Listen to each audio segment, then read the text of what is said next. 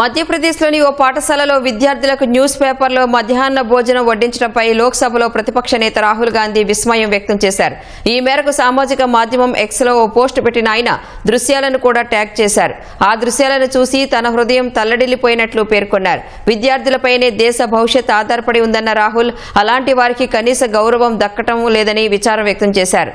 మధ్యప్రదేశ్లో అభివృద్ధి అంతా భ్రమే అని, వ్యవస్థలను తమ గుప్పిట్లో పెట్టుకుని బీజేపీ అధికారంలోకి వస్తోందని ఆరోపించారు.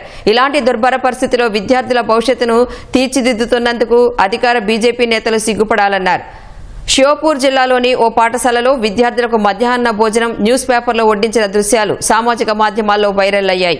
ఈ వ్యవహారంపై స్పందించిన విద్యాశాఖ అధికారులు ఇన్ఛార్జ్ ప్రిన్సిపల్పై వేటు వేశారు.